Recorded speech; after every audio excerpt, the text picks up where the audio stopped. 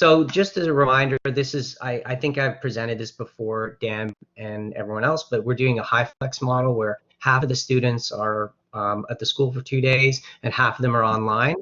And we're also switched to a semester system, so it's kind of good because this course is here. I'm speeding everything up and planning everything for less time than I'd had in the past.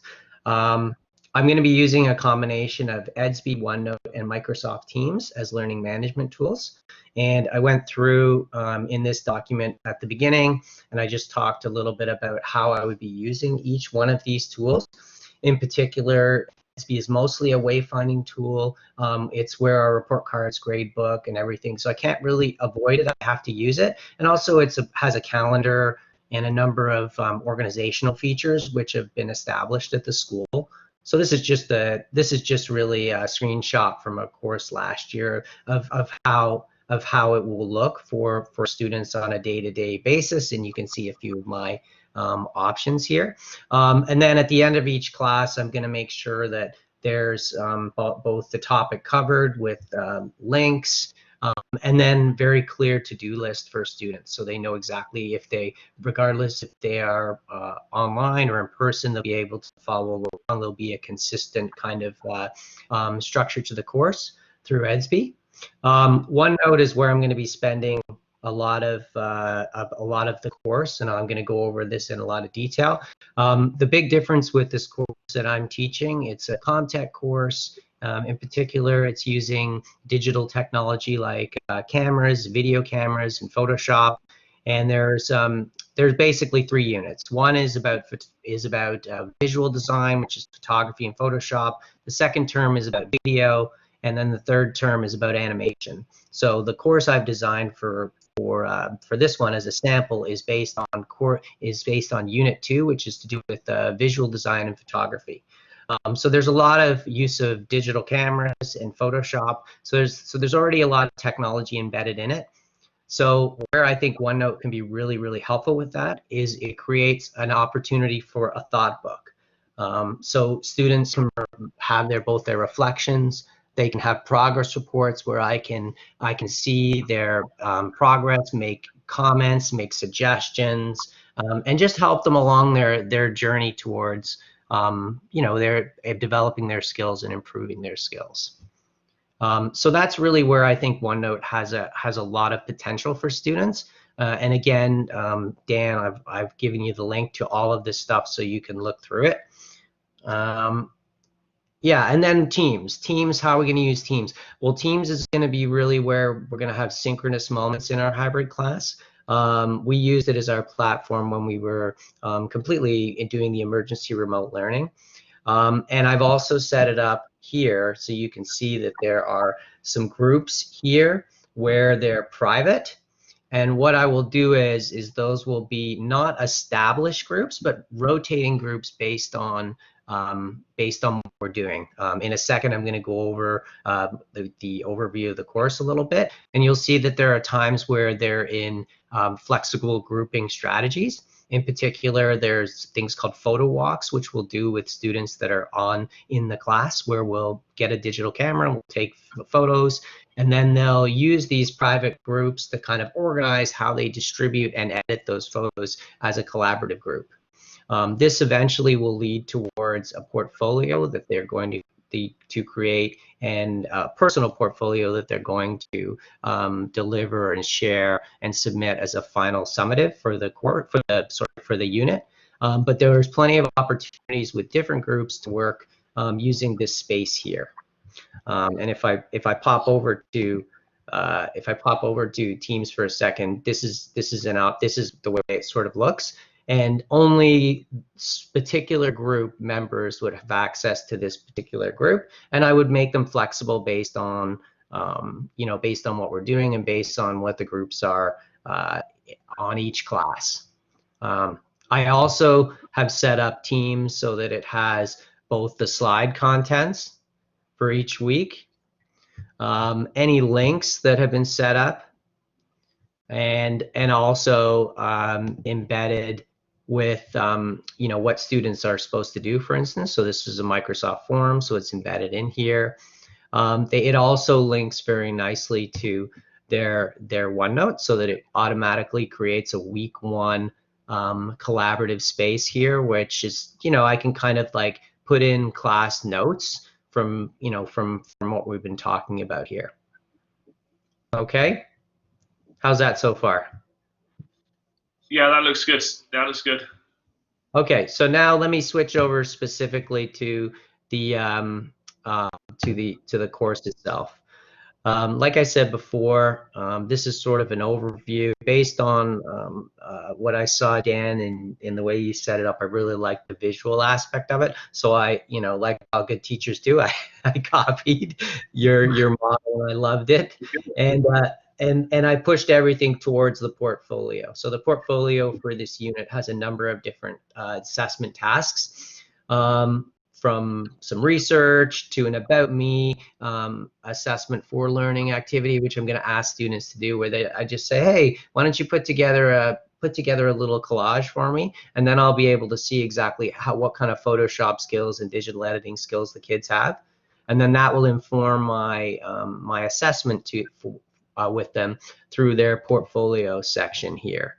So as you can see, this is an example, and I can give feedback to students based on what they're doing. Can you add audio clips in OneNote? What's that? Can you add audio clips in OneNote? Yes, I can. Yeah. And place them like at a specific point on the page? Yeah, absolutely. So if I go over up to insert, and I've done that in the past, where the only thing that I find sometimes is it embeds then an audio clip into the page. Yeah. And sometimes that kind of makes the pages a little bloated. You know what I'm saying? Right. Right. So I think there's other tools that I would use. Like for instance, if I wanted to do that, I'd probably just post a link. Or record myself with Screencastify or something like that. That's what I've done in the past, where if I give feedback for students, and especially I will do that for the portfolios. It's quite time consuming, and sometimes if I'm already kind of talking to students, I find it's like sort of double. But with the remote students, I think that might be that's a great idea. Yeah, and there was a tool, and I can't remember who discovered it or who was using it and what it was called, which is no help. But it was just for recording audio clips, and then it would provide a URL. So like you said, you would just need to paste in the URL here. The student would still get the audio feedback, but it wouldn't affect the size of the page at all. Yes, yeah, that's a good point. I think I'm trying to remember I know what you're talking about. It's like an online recorder. That's right. Yeah, where you can do that. Yeah, I have used that. I can't think of the name now. Now I'm going to be thinking of that. That's okay. All right, moving on. Oh yeah, one of the suggestions you had, Dan, which about keep making use of this collaboration space in here, was between the two cohorts might be an interesting collaboration as well. I was thinking about since the students are going to be sort of almost in like trains, two separate trains, one you know what I mean? So I thought night shift and the day shift. Yeah, exactly. So I think based on our conversation, I think what I've done is I'm going to set that up as well. And I know these just say group 1, group 2, but the students wouldn't see all those. They'd only see their group. And so I'd give it a name like the Tigers, or where they'd come up with a name for me. And then they would see that this is sort of their cohort buddy, so that they can, if someone's in class doing some work, they have a private space between themselves and me that I'm obviously can observe, where I can see them kind of, it can be their connection with someone. So there's always sort of another connection, another channel that students can collaborate on using this space. What do you think of that? Yeah, that looks good. That looks good. Yeah. So anyways, back to the course. The course has a combination of, like I said, activities where I go through, so all the content will be top down. So, you know, looking at the universal design, everything will have both the instructions very clearly at the top for the lessons. All the learning materials will be here. And then a little, if you shift over a little bit, just move it to the right, then you're able to see the learning goals for students if they wish to see that. So it's there, and then it's obviously still, that's a duplicate in the overview, so that if students are, and then I would be reminding them of the learning goals and the success criteria at the beginning of every lesson, but it's there for them if they want to follow along. I also, as much as possible, am going to record versions of you know, some of the slide presentations. I don't think there's too many of these, but this one in this particular unit, but I used Microsoft Steam and that's just me. It's just basically me talking through the slides. Oh, I think this is pushing me to my home. Hang on, let me go over Worlds Colliding. So this is let me go to the school one. But basically, yeah, this is just really a screencast of me going through the slides with audio, and then students have the choice to kind of you know, decide what format they want, whether they want me live or whether they want, yeah. So there it is. So there'd be a whole bunch of videos that they in particular, there'd be that specific video that they can actually watch me going through the slides. Okay. Yeah. And then, as I said before, just to be consistent, I'll just show you really quickly. You can go through this on your own. This is some reading materials. The learning goals are in the same format on every one of the pages here. What I like about OneNote is obviously you can embed things inside of it. So the notes are here that they can take a copy of. I can send this page to them, for instance. So that's what I would be doing at the beginning of each class. I'll be sending this particular page to them. And then they have their own version that they can make notes on. So on here they have, for instance, hang on, I'll go back. So yeah, that one they don't really have to go anywhere. They can answer the questions directly on here. And this is embedded directly into OneNote. So as much as possible, I'm trying to keep everything within OneNote so they don't have to go many different places. And again, there's a lot of hands-on activities for those that are in the face-to-face environment. And then my differentiation is obviously they have access to things like phones and things like that. So they'll be able to go and take pictures. The ones that are at home can take pictures at home. The ones that are at school can take pictures at school. And I've done a number of these, what I'm calling photo walks.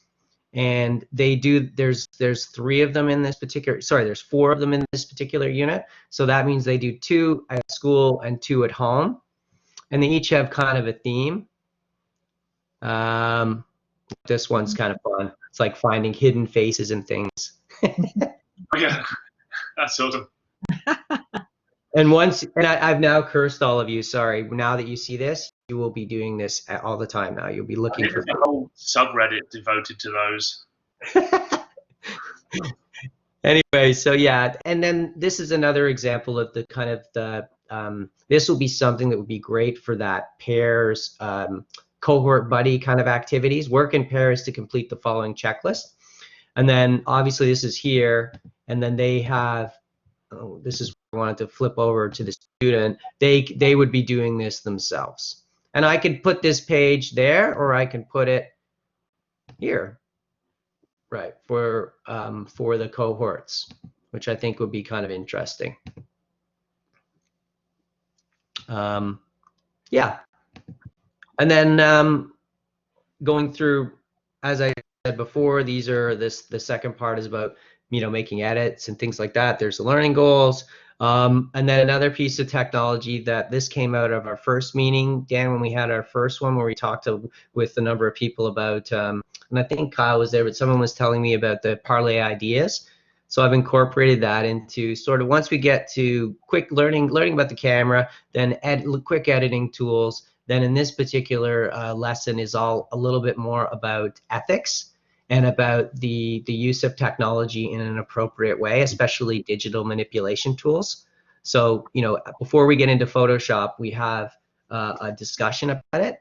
And this would be both, there are two discussions that will happen. And so students would have an opportunity to contribute to these two discussions. They will be assessed, and there is a rubric for success for this. And so I make it clear that, you know, obviously it's assessed, and they'll have an opportunity to contribute to. They'll be online for one of them, and they'll be in person for the other. But obviously, I'm gonna evaluate both, and you know, kind of give them a chance to get some feedback in between, so that for the second discussion, whether it's online or in person, they'd have a chance to say, you know, to improve their skills, for instance, in the discussion. So if they're pretty quiet, or let's say it was clear that they hadn't read the materials and things like that, I could give them feedback. So yeah, so that's that, and there's some reading to do, and then we get into Photoshop, and there's a number of different tools here, both reading as well as some links to some videos for them. This one I can't embed into OneNote because they're through Adobe. So, but at that point, we will have five lessons or whatever through OneNote. I don't think it's too much of a problem to have. I have one thing where you're going to another website. Let's see. Anything else here? And then we get into our final well, oh yeah, sorry, this is kind of a task. Everything I'm doing is leading towards this final portfolio, but one task that I'm giving them here is they have to put together sort of a color collage poster. So they take a number of their photos, for instance, and they put them together in kind of a collage, and there's a rubric for that one, and it would give me a chance to give them some feedback before the final portfolio, which they would have to do. But they can use what they've done so far. So everything they've done, with the exception of the discussion, any one of these photo walks they can use for their final portfolio. So they're always sort of creating, developing, getting feedback, and then iterating towards the final project. Go through some different. Sorry, do they do any peer feedback in there? Yes, yeah, absolutely. So, like I said, when we will work on those photo walks, for instance, they'll be asked to help each other with their pictures and their collages. And this one in particular, this one about the color collage, they're working in teams. Okay, and then those little checklists are good for self-assessment. Is that something they can check off themselves, the success criteria at the top? Yes. Yeah.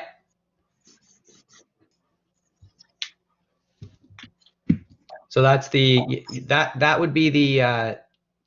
Do you mean for that particular task? Like here's an opportunity for them to write a reflection, but do you mean like here for a checklist? No, I meant the one at the top, but actually this is good as well. Do they have the opportunity to do self-assessment through this rubric as well? Yes. Okay, perfect. Right. So here would be a reflection where when they submit their collage, they have to, because a lot of times, sometimes they, I learn a lot more from the reflections than I do from the from the materials. Sometimes I can see that maybe they haven't made too much progress in their technical skills, but I'm like, wow, they can really articulate that. So that allows me to give them credit for that by saying, wow, you're really good at communication, you know, but maybe your application needs a little more help. Yeah, that's good. Yeah, and so that's really it. And then, you know, as I said before, I would support them along the way at various times by, you know, having extra help. And also there will be times when students will be off doing things. And what I find is when, the students that are very confident and ready to go, they're off doing whatever they need to do. And then I can kind of, I can be available for those students that need sort of one-on-one work with the camera and things like that, and just differentiate the lesson and the time in class to help those ones that need it. That's great. That's great. I think what OneNote gives you the potential to do, and I think what you've taken from that really well is, first of all, the learning spaces, the different environments. So, you've got the collaboration, you've got a lot of, due to content connection, and then, a lot of your own content as well. And I think this, having them kind of very engaged in the assessment, it looks like the assessment itself looks much more like a collaborative process, something that is done with them rather than something that is done to them, the way that you set it up, so that they have that input over how their portfolio is used. They have that, the interaction, the engagement you were just talking about, in terms of being able to choose how they show their learning to you. And I think that's done really well. Thank you. Yeah, that's great. Yeah, that's good, and a great layout as well. Great use of all the tools in Microsoft, OneNote, Teams, Stream, just to put all that together. I think it's really good use of the tools and the environment that's there. Thank you. And all the rubrics have been really great. So I've kind of gone through each one and really been able to evaluate the course. I think so, on a more sophisticated level. So I went through from the inspector report and obviously your rubric. I went through and made a few notes in here of where I think I've done things reasonably well, and where I think there are definitely areas of improvement, things like that. The financial and mathematical literacy was one area that I wasn't sure how I could incorporate that, or whether it's appropriate for this particular unit. But yeah, I wrote a few notes there.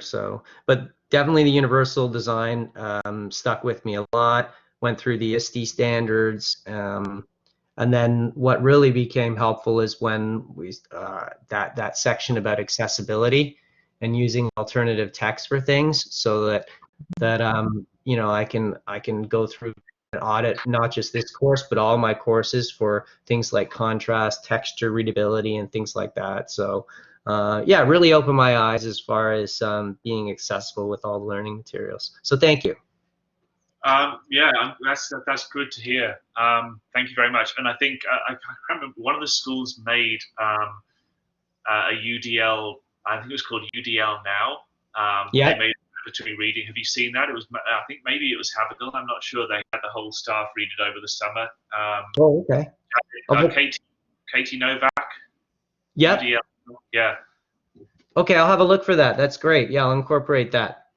Yeah, and they found that very useful. I think really kind of expanded on what we looked at in the course, if that's what you are